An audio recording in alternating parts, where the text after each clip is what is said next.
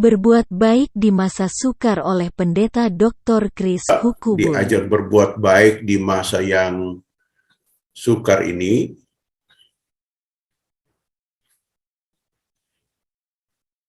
Ayat dalam Yohanes pasal 3 Yohanes pasal 1 ayat yang ke-11, saudaraku yang kekasih, janganlah meniru yang jahat,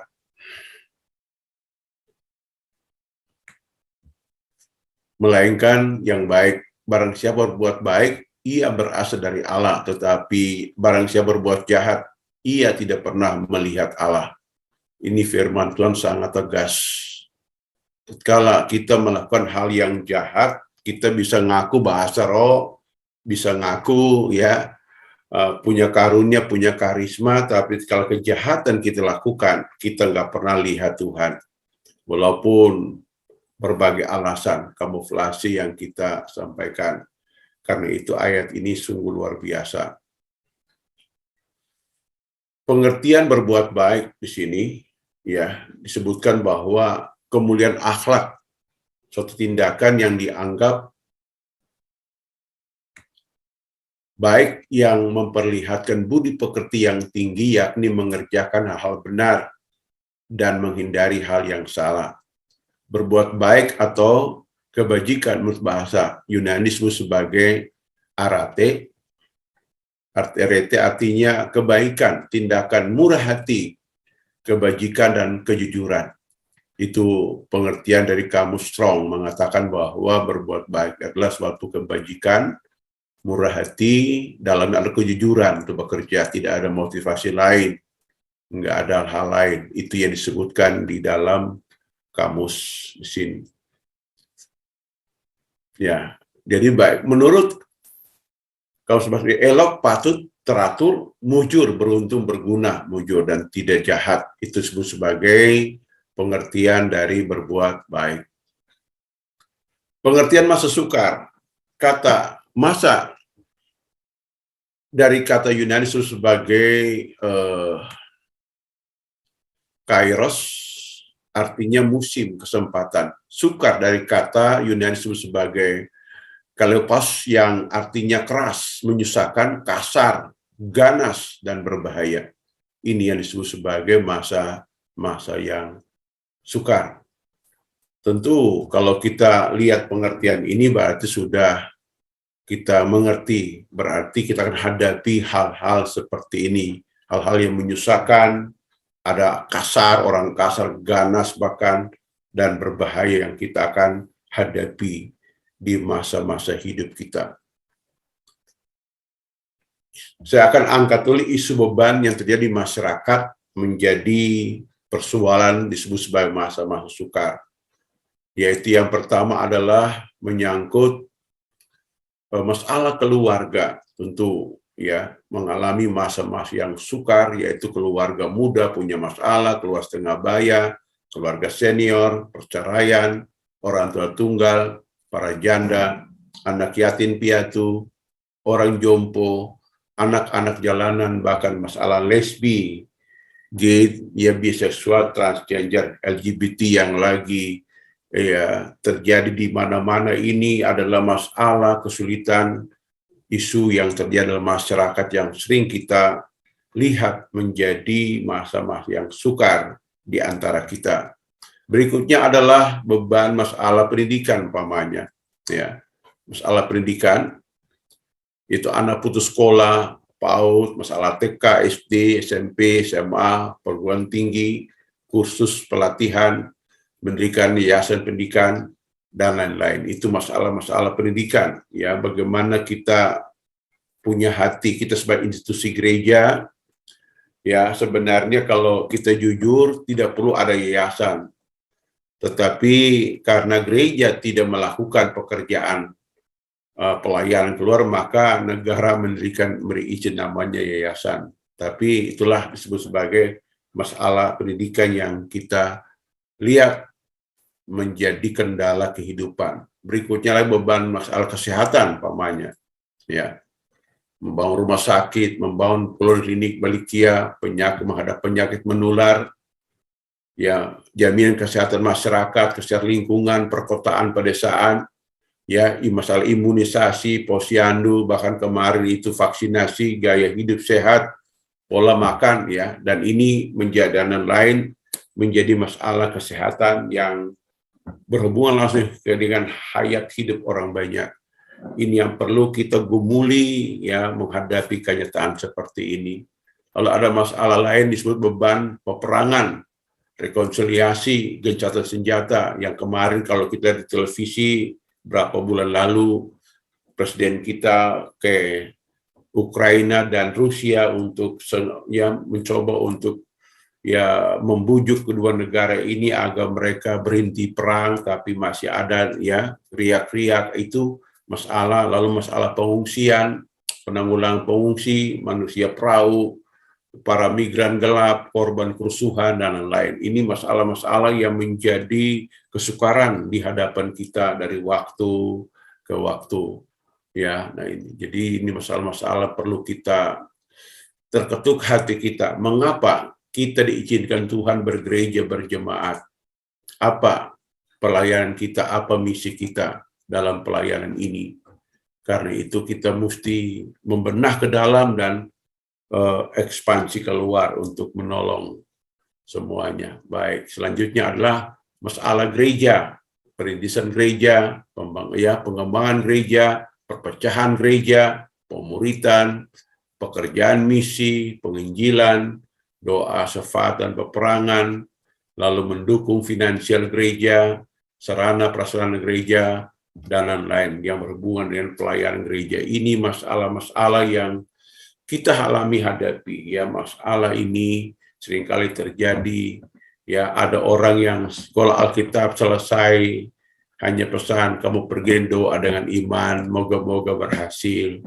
Nah, sudah di gereja sinode dengan serakannya, tolong kirim perpuluhan kepada kami, padahal mereka tidak pernah menabur di bawah sana.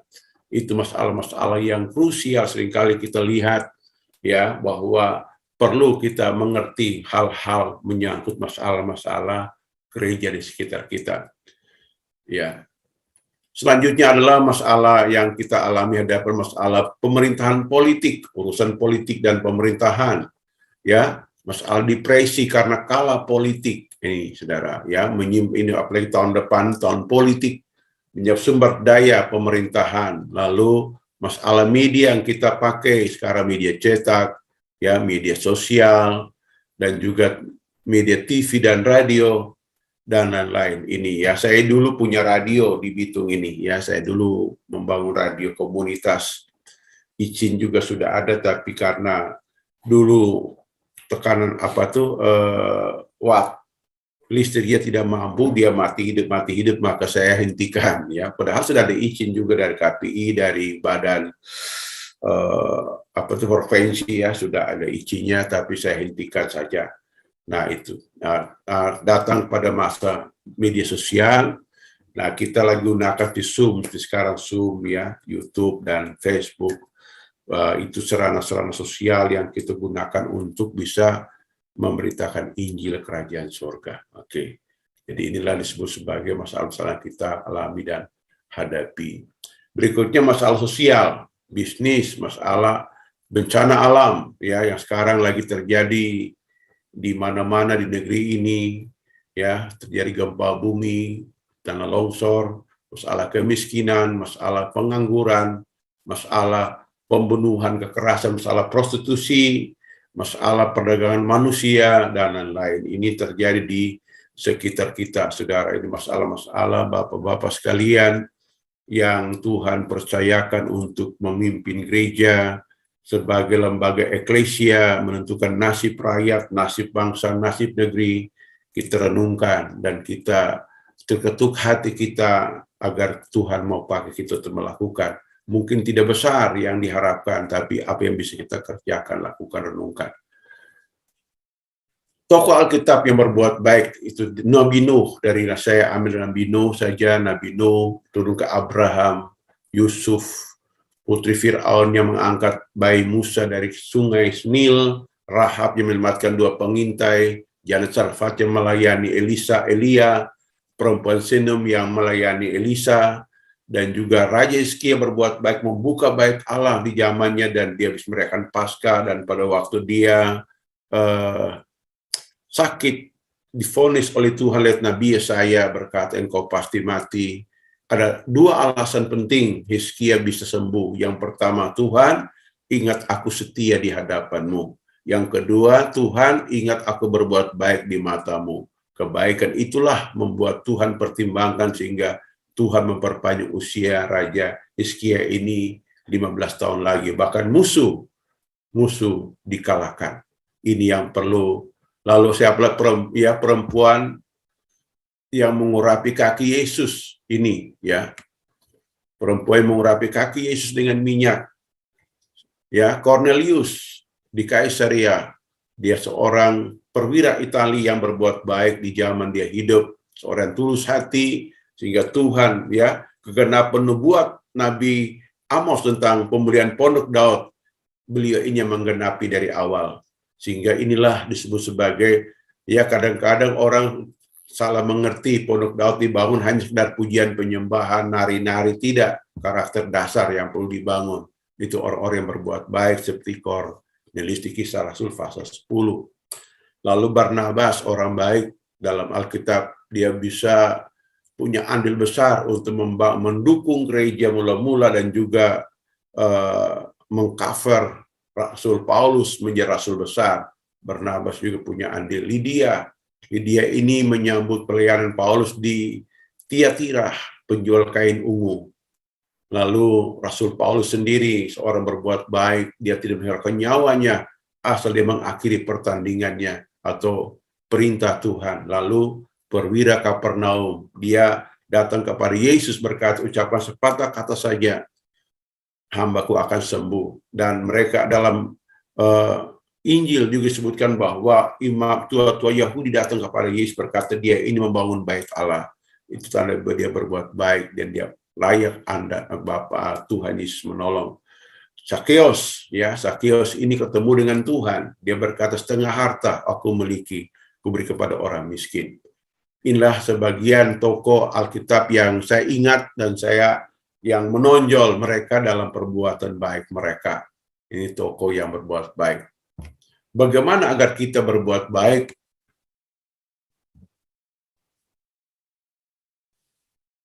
Berbuat baik berawal dari kita mengerti arti kasih yang sesungguhnya. Kalau kita mengerti arti kasih yang sesungguhnya, kita bisa berbuat baik tanpa syarat. Karena Tuhan itu memberikan arti kasih yang sesungguhnya. Berawal dari sini, terketok hati kita bahwa Yesus berkata pada Nikodemus, karena begitu besar kasih Allah akan dunia, Ia memberikan anak yang tunggal untuk menyelamatkan. Lewat kasihlah kita mengerti tentang berbuat baik. Arti kasih bukanlah perasaan, ya. Perasaan artinya hasil perbuatan yang rasa panca indera, bagaimana ya panas atau dingin, kesanggupan untuk merasa, ya, tajam atau sangat tajam, itu disebut perasaan. Jadi kasih bukanlah perasaan, kasih bukan juga kasihan.